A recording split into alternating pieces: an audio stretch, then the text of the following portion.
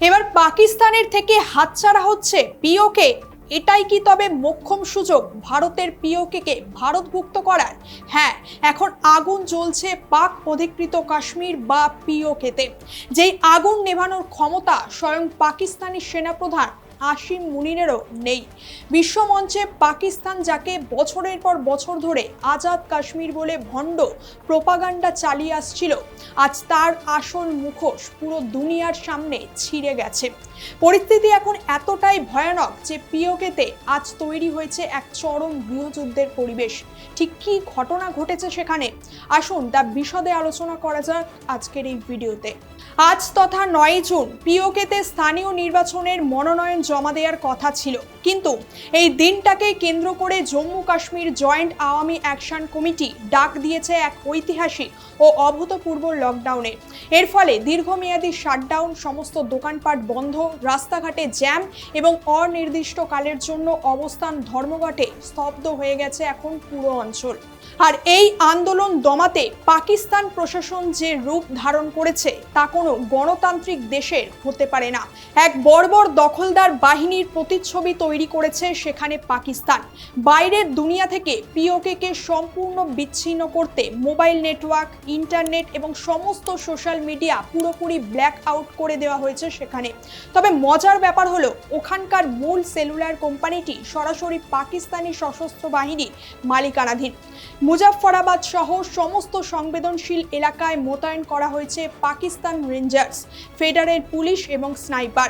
পরিস্থিতি নিয়ন্ত্রণে লাঠির জোর ও বুলেটের ব্যবহার করতে ইসলামাবাদ থেকে আরও 14,000 অতিরিক্ত সেনা জওয়ানও পাঠানোর ব্যবস্থা করা হয়েছে সেখানে। ভাবুন একবার, জোর খাটিয়ে কেমন বর্বরতা শুরু করেছে পাকিস্তান। তবে এই আন্দোলনের নেতৃত্ব দিচ্ছে কারা?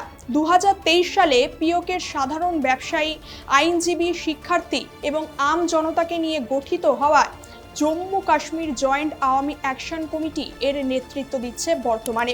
পাকিস্তান সরকার তড়িঘড়ি করে এই সংগঠনটিকে নিষিদ্ধ ও সন্ত্রাসী সংগঠন হিসেবেও ঘোষণা করলে দমনের বদলে এদের আন্দোলন আরও বহুগুণ বর্তমানে বেড়ে গিয়েছে। কিন্তু কেন পিওকের সাধারণ মানুষ আজ দেয়ালে পিঠ ঠেকে যাওয়ার পর রাস্তায় নেমেছে? এর পিছনে মূলত 3টে কারণ রয়েছে। এর মধ্যে 1, চরম বিদ্যুৎ সংকট, আকাশ ছোঁয়া মূল্যবৃদ্ধি এবং রেকর্ড স্তরের বেকারত্ব। 2, স্থানীয় সম্পদের ওপর পিওকের মানুষের কোনো অধিকার নেই। ওখানকার সমস্ত উপার্জিত টাকা চলে যায় পাকিস্তানের লাহোরের কিছু নির্দিষ্ট এলিট ও রাজনৈতিক পরিবারের পকেটে।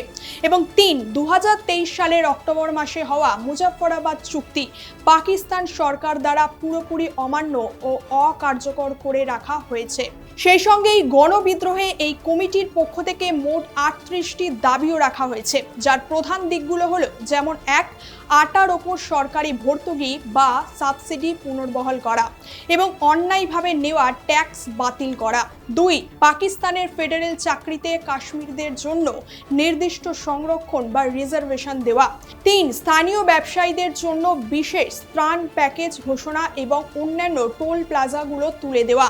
এবং 4, শিক্ষার্থীদের জন্য উন্নত হোস্টেল ও পরিকাঠামো তৈরি করা সেখানে। এর পাশাপাশি একটা বড় রাজনৈতিক দাবিও রয়েছে তাদের। পিওকে বিধানসভায় জম্মু কাশ্মীর থেকে যাওয়া শরণার্থীদের জন্য সংরক্ষিত 12টি আসন বাতিলের দাবি জানিয়েছে এই কমিটি। স্থানীয়দের অভিযোগ, এই আসনগুলোর অপব্যবহার করে পাকিস্তানদের মূল রাজনৈতিক দলগুলো এই অঞ্চলে অবৈধ হস্তক্ষেপ ও নিজেদের আধিপত্য বজায় রাখে। যদিও পিওকের শীর্ষ আদালত রায় দিয়েছে যে এই আসনগুলো সাংবিধানিকভাবে সুরক্ষিত এবং এগুলো কেবল সংসদীয় সংশোধনীর মাধ্যমেই পরিবর্তন সম্ভব। তবে এই আন্দোলন শান্তিপূর্ণ থাকলেও পাকিস্তানি ফোর্সের বর্বরতা একে এক রক্তাক্ত রূপ দিয়েছে। সম্প্রতি রাওয়ালকোটে হেগলা বর্মা ব্রিজের কাছে নিরাপত্তা বাহিনীর গুলিতে জয়েন্ট আওয়ামী অ্যাকশন কমিটির এক্সিকিউটিভ সদস্য শাহজয়ী হাবিব নিহত হন। এর ঠিক আগেই 5 জুন পুলিশের গুলিতে আরও এক স্থানীয় ব্যবসায়ীর মৃত্যু হয়।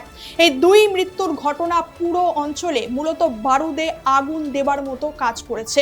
এরপর ক্ষুব্ধ বিক্ষোভকারীরা পাল্টা আক্রমণ চালায় রাওয়ালকোটের একটা মিলিটারি হাসপাতালে।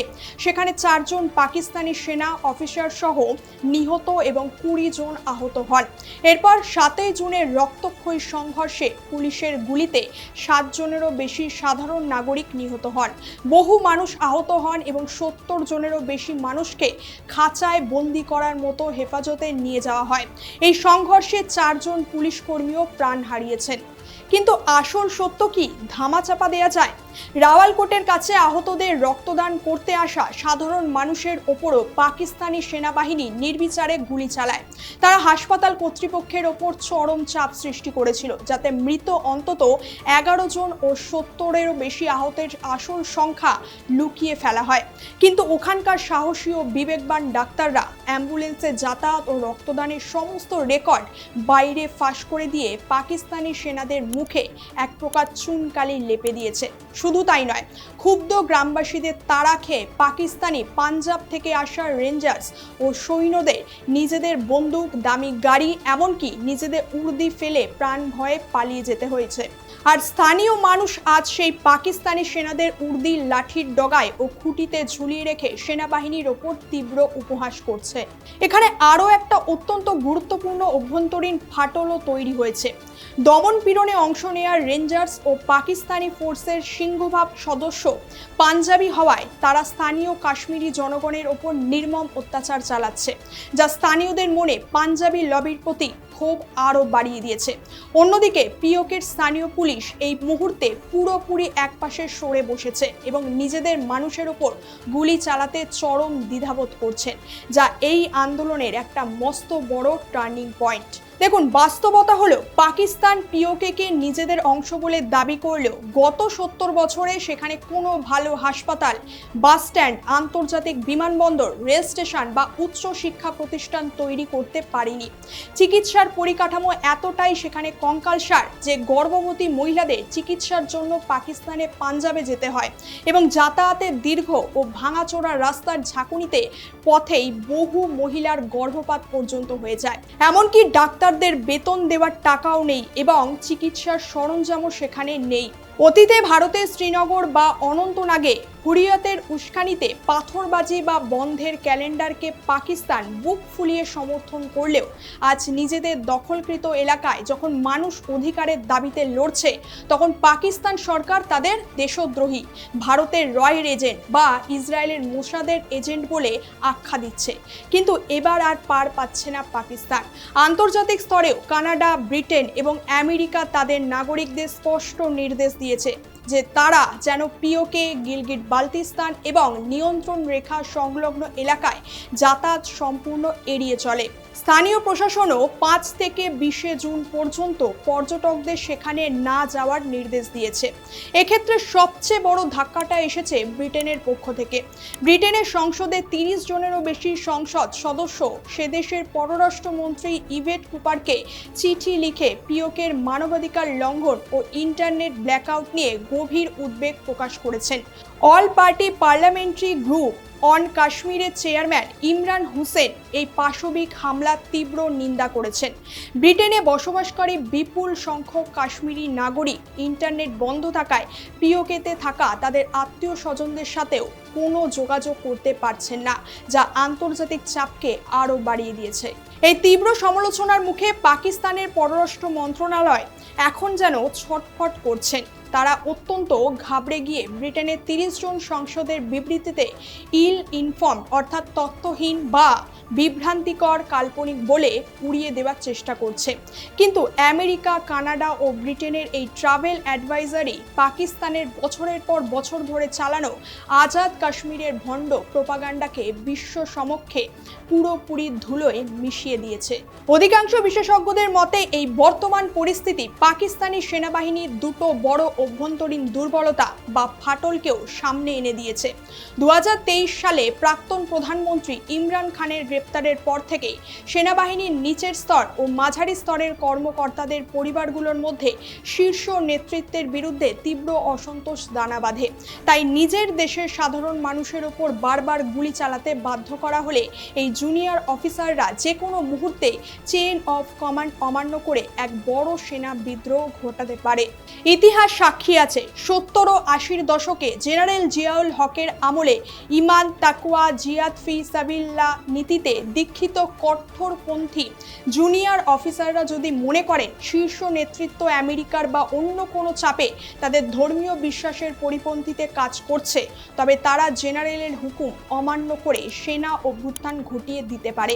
অতীতে 1951 সালে রাওয়ালপিন্ডি ষড়যন্ত্র তথা মেজর জেনারেল আকবর খানের লিয়াকত আলীর সরকার উল্টে দেওয়ার চেষ্টা, কিংবা 1995 সালের অপারেশন খালিফা অর্থাৎ মেজর জেনারেল জহিরুল ইসলাম আব্বাসির নেতৃত্বে বেনজির ভুট্টোকেও হত্যা ও ইসলামিক খেলাফত কায়েমের ব্যর্থ সেনা বিদ্রোহের ছকের বড় উদাহরণ এটা। আর আজ আবারও সেই একই পরিস্থিতি তৈরি হতে চলেছে সেখানে। তবে এর চেয়েও বড় একটা ধাক্কা লেগেছে পাকিস্তানের কুখ্যাত গোয়েন্দা সংস্থা আইএসআই এর কাছে। কারণ পিওকে হলো আসলে ভারতের বিরুদ্ধে আইএসআই এর জঙ্গি লঞ্চ পট এবং ট্রেনিং ক্যাম্প পরিচালনার মূল কেন্দ্রবিন্দু। কিন্তু স্থানীয় জনগণের এই তুমুল বিদ্রোহের কারণে আইএসআই এর গোপন ভারত বিরোধী কার্যকলাপ এখন সম্পূর্ণভাবে থমকে গেছে। এক সময়কার সর্বশক্তিমান আইএসআই এবং আর্মি চিফ আসিম মুনিরের হ্যামার ডকট্রিন, যার মূল কথাই হলো গুলি আর গায়ের জোরে সবকিছু দাবিয়ে রাখা, তা আজ পিওকেতে এসে মুখ থুবড়ে পড়েছে। পাকিস্তানের ইতিহাসে প্রথমবার সাধারণ জনগণ সরাসরি আইএসআই জেনারেলদের নাম ধরে রাস্তায় দাঁড়িয়ে চ্যালেঞ্জ ছুড়ছে। 1947 সালে দেশভাগের পর পাকিস্তান যখন কাশ্মীর দখল করতে মরিয়া হয়ে ওঠে, তখন ভারতীয় সেনারাও তাদের তাড়িয়ে দিচ্ছিল। কিন্তু সেই সময় রাষ্ট্রসংঘ তথা ইউএন মধ্যস্থতা করায় পাকিস্তানিরা জবরদস্তিমূলকভাবে যতটুকু জায়গা অবৈধভাবে দখল করে রাখতে পেরেছিল, সেটাই আজকের পিওকে বা পাক অধিকৃত কাশ্মীর। পরবর্তীতে এর একটা বড় অংশ পাকিস্তান নিজের স্বার্থে চীনকে উপহারও দিয়ে দেয়, যা আজ আকসাই চীন সংলগ্ন কৌশলগত এলাকা হিসেবে পরিচিত। তবে আজ সেখানে কি হচ্ছে? চীনের বড় বড় টেক কোম্পানিগুলো সক্সকাম ভ্যালির গ্লেসিয়ার ফ্রেশ ওয়াটার নিজেদের সেমিকন্ডাক্টর ও মাইক্রোচিপ তৈরির টেক কারখানায় ব্যবহার করছে। পিওকের স্থানীয় মানুষ যখন একটা পানীয় জলের জন্য হাহাকার করছে, তখন মেরুদণ্ডহীন পাকিস্তান সরকার চীনকে রাস্তা তৈরি ও জমি দখলে সম্পূর্ণভাবে সহযোগিতা করে যাচ্ছে। আর পাকিস্তানের লুণ্ঠনের এখানেই শেষ নেই। পিওকেতে প্রচুর জলবিদ্যুৎ উৎপাদন করা হয় এবং সেই সস্তা বিদ্যুৎ সোজা সাপ্লাই হয় পাকিস্তানে। অথচ আশ্চর্যের বিষয় হলো পিওকের মানুষকেই সবচেয়ে চড়া দামে সেই বিদ্যুৎ কিনতে হয়। এর ওপর আটার ওপর থেকেও ভর্তুকি তুলে নেওয়ার খাদ্য সামগ্রী আজ ওখানকার মানুষের কাছে আকাশের চাঁদ হয়ে উঠেছে। সুতরাং পাকিস্তান আজ শুধু পিওকে নয়, চারিদিক থেকে গৃহযুদ্ধে জর্জরিত। পশ্চিমের টিটিপি ক্রমাগত পাকিস্তানি সেনাকে আক্রমণ করে চলেছে। অন্যদিকে বেলুচিস্তানের শিকারপুর অঞ্চলে বেলুচ বিদ্রোহীরা সুই গ্যাস পাইপলাইন উড়িয়ে দিয়ে পাকিস্তানের অর্থনৈতিক কোমরকে পুরোপুরি ভেঙে দিয়েছে।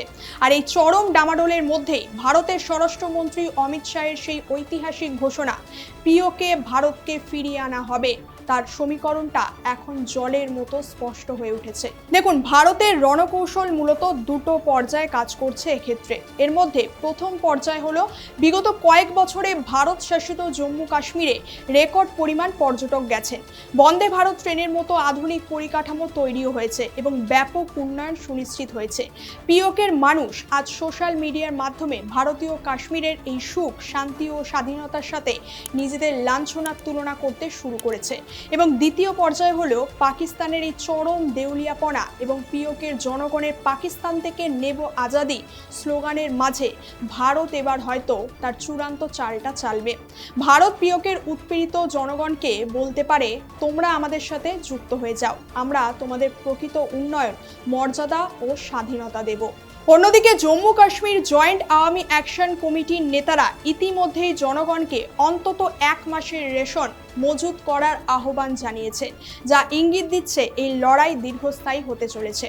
আসিম মুনিরের ভুল নীতি, চরম অর্থনৈতিক দেউলিয়াপনা এবং চারিদিক থেকে ধিকে ধিকে জ্বলতে থাকা গণবিদ্রোহের কারণে পাকিস্তানের বর্তমান কৃত্রিম কাঠামো আজ পুরোপুরি ভেঙে পড়ার উপক্রম হয়েছে।